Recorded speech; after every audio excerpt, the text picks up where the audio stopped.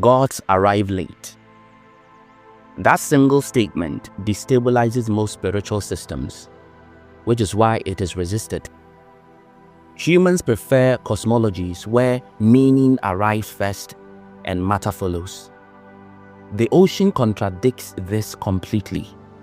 The ocean existed before names, before stories, before sky deities, before temples, before prayer, before fear had language.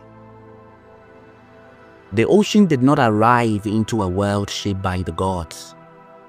Gods arrive into a world already shaped by the ocean. This is not metaphor. It is chronology. Long before the first humans carved a symbol or lifted eyes towards the sky in wonder, the ocean was already regulating temperature, was shaping continents, was dissolving minerals and producing the chemicals conditions required for life. The first gods were responsive to forces already in motion. Ocean cosmology begins here. Authority follows existence, not the other way round. Most religions invert this. They claim a god created the waters, separated them, commanded them, and subdued them. These stories appear across cultures almost identically. This repetition is not evidence of truth. It is the evidence of humans' discomfort with precedence. Humans do not like systems that predated authority. The ocean predates all authority. Geologically, the ocean formed billions of years before the first known myth. Chemically, water existed in interstellar space before Earth coalesced. Biologically, life emerged in saline environments long before nervous systems or consciousness as humans define it. No God narrative reaches that far back. This does not mean gods are false. It means gods are secondary. Gods are interpretations layered onto reality, not the source of reality itself. The ocean does not interpret, it operates. This difference matters a lot because authority derived from interpretation is fragile. Authority derived from operation is absolute. The ocean does not need belief to function. It does not need recognition to persist. It does not need worship to regulate life. Gods, by contrast, require belief to survive culturally. They are sustained by narrative, ritual, and memory. When belief collapses, gods disappear. When belief collapses, oceans remain. This is why the ocean is older than all known gods in a way that cannot be challenged. Not symbolically, not spiritually, operationally. Ancient cultures sensed this, even as they tried to mythologize it. This is why creation myths so often begin with water already present. Even in the Bible, God never created water. It was in existence and he worked with it. He had no choice but to cooperate with it. This is the primordial truth. Primordial seas and the primordial oceans, chaotic waters, dark oceans. The God arrived to organize, separate, or name what already existed. The God does not create water. The God confronts it. That confrontation reveals hierarchy. In many myths, gods struggle with water. They battle sea serpents, they subdue floods, they impose boundaries, they struggle not about heroism. This struggle is not about heroism, it is about human anxiety regarding systems that cannot be dominated. The ocean resists narrative containment. Gods are attempts to contain water.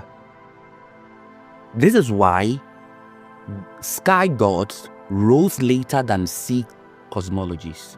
Early spiritual systems were maritime, they were river-based. or ocean adjacent. Water was immediate, dangerous, and essential. As humans moved inland and gained control over agriculture, sky gods became more prominent. Distance from water produced abstractions.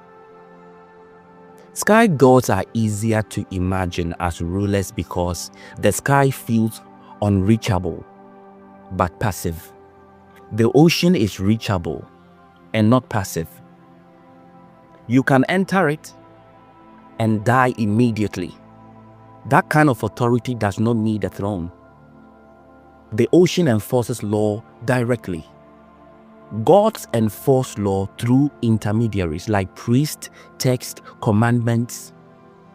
The ocean enforces law through physics. Physics predates morality. This is why gods always claim authority over water but never truly eliminate it.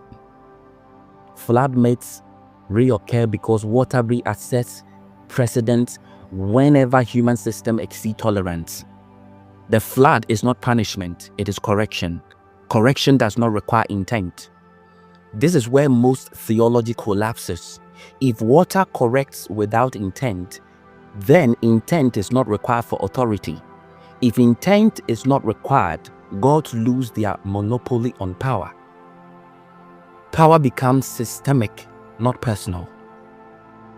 The ocean is powerful because it integrates time. Gods are powerful because humans imagine them to be. That difference is decisive. Time is the ultimate authority. The ocean has operated across deep time without interruption. It has survived asteroid impacts, ice ages, continental drifts, mass extinctions. Gods rise and fall within centuries. Religions fracture, names change, practices decay, yet the ocean remains. This endurance is not symbolic immortality, it is functional continuity. Ocean cosmology takes continuity seriously. It treats longevity as evidence of intelligence. Systems that persist across extreme variations are not accidental, they are robust. Robustness is intelligence under stress. Gods do not demonstrate robustness. Their relevance fluctuates with culture. The oceans, on the other hand's relevance never does. This is why the ocean feels threatening to God-based hierarchies. It represents an authority that does not answer to narrative. It does not reward obedience. It does not punish disbelief. It does not explain itself. It simply continues. When humans claim their God rules the sea, what they are really saying is, we need our authority system to outrank the one that originally governed our survival. This insecurity is ancient. Ocean cosmology strips it bare. It says, before there were commandments, there were currents. Before there were laws, there were tides. Before there were judges, there were thresholds. Thresholds do not care who crosses them. They care that they are crossed. This is why water does not forgive ignorance. Forgiveness is the moral construct. Water operates on capacity. If you cannot swim, you will drown. If your ship is unsound, it will sink. If your city is poorly designed, it will flood. No God intervenes to soften this. Even religions admit this quietly. What they cannot admit is that this means water never needed gods in the first place. Gods actually needed the ocean to survive. They needed it as an origin story. They needed it as a test. They needed it as a threat, and they needed it as a cleansing force.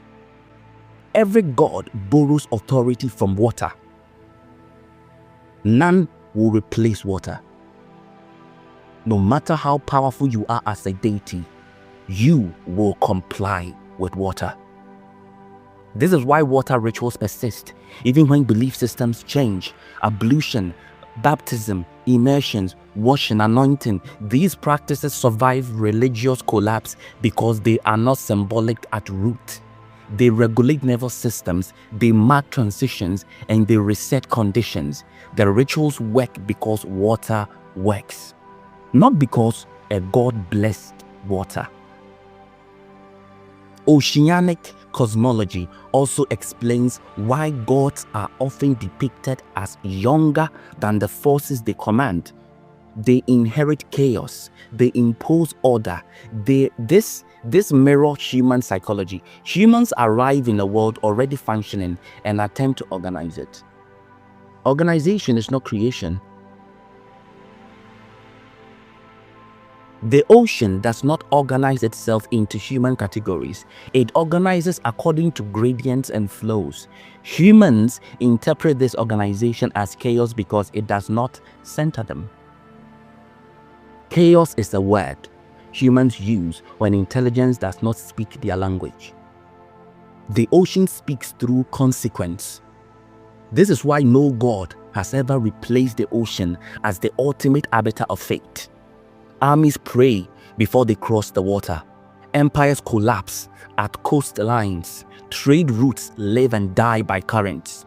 Even gods fear the sea in myths because myth is honest about power. The ocean does not die in apocalypse stories. It remains. Even when worlds end, water is still there. That narrative persistence reveals subconscious recognition that the ocean outlasts meaning. Ocean cosmology does not mock the gods. It contextualizes them. Gods are cognitive technologies humans developed to relate to forces they could not otherwise understand. They served a purpose. They organized behavior. But they are not primary. Primary systems do not need explanation. This is why modern humans feel spiritual dissonance. Old gods no longer regulate behavior effectively, but the ocean still does. Climate, weather, sea levels, water scarcity now dictate human futures more than doctrine. The authority never left. The attention did. Ocean cosmology restores attention. It asks a simple, unsettling question. If the ocean existed before gods, regulates life now, and will exist after the gods are long forgotten, why do humans insist on placing authority everywhere? The answer is fear. Fear of impersonality, fear of irrelevance, fear of systems that cannot be negotiated with. Gods offer relationship. The ocean offers reality. Reality does not console. This is why humans cling to gods. When water becomes threatening, they pray during storms, they invoke mercy during floods, they promise obedience in exchange for survival. The ocean does not respond. Not because it is cruel, because it is not a character. Characters can be persuaded, systems cannot. This episode matters because until humans accept that the ocean predates their gods, they will continue misplacing authority. They will argue theology while ignoring thresholds. They will debate belief while ignoring design. Ocean cosmology is not atheism. It is chronological honesty. It says, before your God, there was water. Before your story, there was circulation. Before your meaning, there was regulation. And after your meaning collapses, those will still be there. This does not strip life of meaning. It grounds meaning in reality. Meaning that ignores precedence becomes fantasy. The ocean is older than all known gods because it never needed to be known to function. Gods needed to be known to survive. That difference defines everything that follows.